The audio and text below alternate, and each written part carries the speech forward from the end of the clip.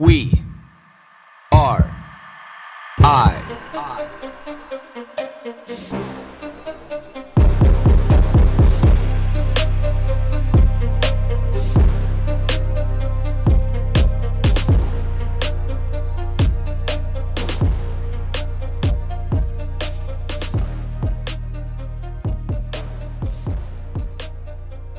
Good morning, everybody. Monday, June 21st. Hopefully, everybody had the best weekend ever. I know that I did.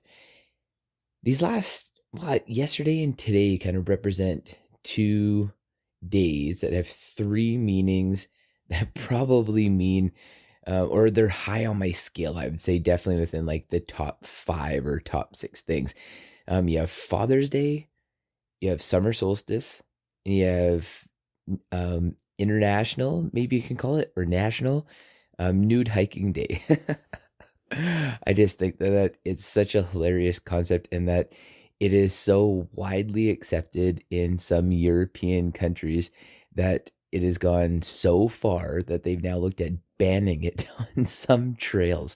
I just think that that's hilarious in the contrast to how we live our lives here in the West and how we're just so anti-body and like it's so foreign to be able to see somebody else's body and how we fight against it as a culture that in Europe and or a lot of European countries, bodies are just so widely accepted. And I would hope as a result to that, there's just way less body issues and body shaming and body dysmorphia and bigorexia. It's all of these things that come along in our Western culture day to day that we hear of quite regularly. So that being said, this is my segue into what I was thinking about this morning and how I know everybody knows now about social media algorithms and like whatever you're searching, you can search on your Google feed, like I want to get a new car, or I want to get a slip and slide for my kids, or I want anything. And then all of a sudden all these ads start popping up on your Google searches, your Instagram feeds, your Facebook feeds, and just all these different social media feeds. And then when you stop and you look at somebody's feed for a little bit too long, or you like it or you comment on it, then we filter all of this. So like all these algorithms are funneling things that it perceives that we want in our life towards us, even if we don't want that. Like it's really based on how we are mentally and emotionally right now, like in the present real time. Is this AI technology is constantly filtering this information into it and saying at this point in time, this is what this person wants. So you need to break out of that, to be able to start filtering different information into you. Now, the reason why that I say this is because I used to fight against this concept being like, what a terrible idea, because you're basing this fundamental premise that the mental and emotional health of the people that you are populating this site for, like these platforms with, are healthy. Like you're assuming that this algorithm is based on healthy individuals. It's like somebody who's, overweight or obese who loves food. So they look up all these foodie things and these different, people who comment, these food bloggers and, these different TV shows. Then that's what they become surrounded with. And it's so much easier to get inundated and being trapped in that environment. And the same with fitness people, where you're constantly looking at like different exercises and different fitness professionals and different fitness influencers. And then that becomes your world. And it traps you into that and keeps you funneling down that thought process. But what if you don't have the strength to be able to come out of that? Or what if what you're looking up isn't the healthiest thing for you to be inundated with? Like, what if these algorithms were based on that when you looked something up, maybe it gave you like a 2-to-1 ratio. Like I'll give you, if you're looking up, trucks, I'm going to throw one car at you. If you're looking up big diesel trucks, I'll throw one electric car, hybrid car at you. Like it was designed to make you a little bit more well-rounded versus the tunnel vision and the tunnel concepts that it puts you in. Now, again, I said I used to fight back against this because So it was really unhealthy. But then I realized this morning, I was like, how come every time I turn around, every time I meet somebody new, and every time I'm drawn to somebody, and I don't exactly know why, but I've realized this ever since I started the podcast, because people will ask me all the time, like, how do you choose your guests? Or, when do you decide to reach out to somebody? Or how do you decide to reach out to somebody? And I say, like, I don't know. I'll be scrolling through my Instagram feed, or, like, I'll come across somebody, or I'll see somebody somewhere, and I'll just know that that is a person that I need to reach out to. And I have absolutely no idea why. And I just do. And 99% of the time, that person ends up being a guest on We Are I. So what I was thinking was, if all of these people, if the common denominator of all of them are that they're huge into community, huge into holistic living, huge into children, and huge into helping reset the curve of mental and emotional health in our world today, they all have that common denominator. Now, I can't honestly say that this was just a byproduct of my social media feed, because these are people that I also meet in my everyday life that have nothing to do with social media. So here's the $1 trillion question.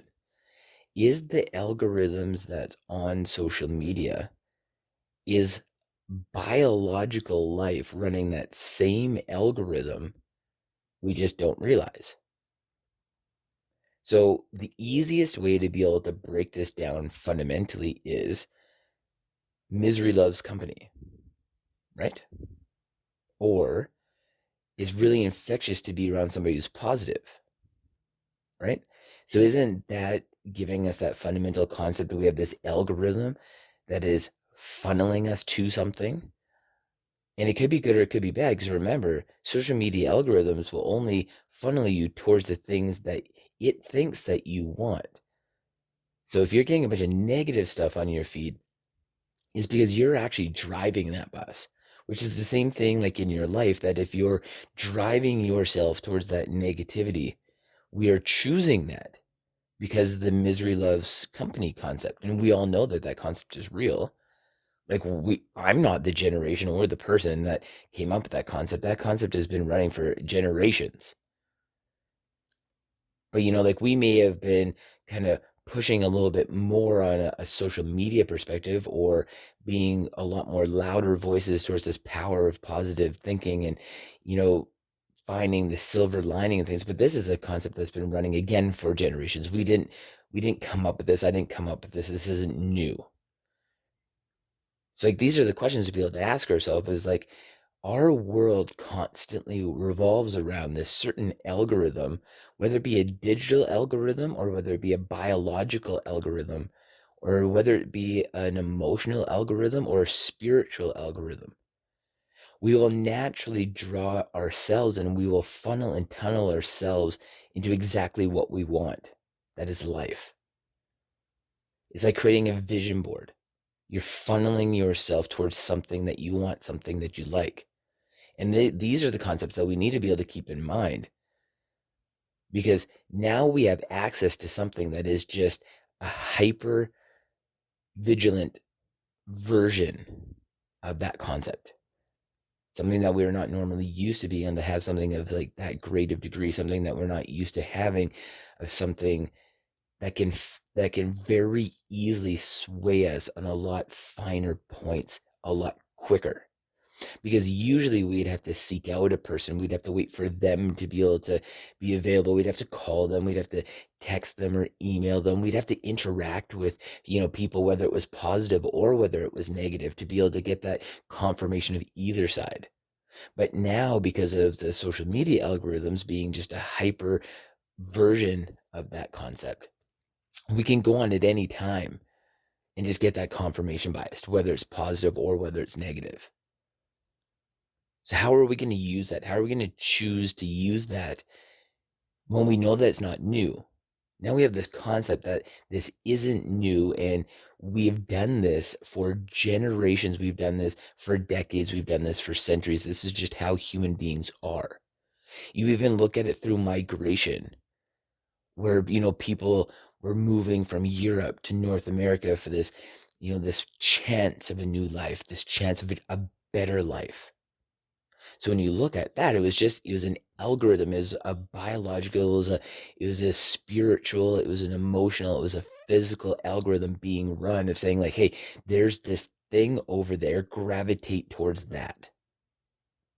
There's all of these associations we can build. And that's the one thing that I've realized after these 37 years is life is about associations. A lot of things are exactly the same. There's a lot of parallels between everything in life. We just need to find what those parallels are. So now that we understand that there might be this great parallel between social media just being the absolute best version of this algorithm we've been running organically since life began.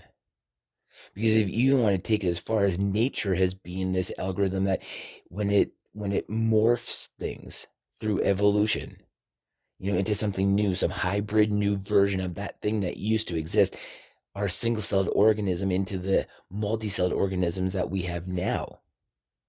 Like that's just running that same algorithm if you choose to be able to want to look at through it in a very objective lens. Like I think we can take like the subjective component out of this and just say like if you look at it from a real objective point of view, you could understand that this is just something that's been happening. And the metamorphosis from that single-celled organism into the digital community that we're in today, we're just getting a more refined product of what's continually been happening since existence started. So what are we going to do with that tool? If that's our best tool right now, if that's the fastest car we have, if that's the safest car we have, if that's the sharpest sword, the biggest sword we can yield, if that's the best steak we can eat, if it's the freshest fruit we can smell, if that's the biggest bank account we can have, if it's the biggest mountain we can climb, if it's all this best version all in one, what are we going to do with that tool? How are we going to decide to use that tool? Because remember how you're using that tool on social media. When you look at your social media feed, there should be a direct representation and an understanding of how you're living your everyday life. So maybe the lesson for us all today is to be able to take the time out to be able to say, what are the algorithms pushing at me? Because I'm pushing all that at myself. And I'm not doing it just on social media. I'm doing that on every other platform of my life. My spiritual platform, my emotional platform, my physical platform, my social platform. I'm doing on them all. So we can choose to use it as a window. And we can understand at this point in time, this snippet in time, what do we see? It's a great exercise for us all. So happy Nude Hiking Day. Happy summer solstice. Happy belated Father's Day to all you fathers out there. That's the goal for today. To understand what we're funneling towards ourselves and using social media as the best window to be able to see that.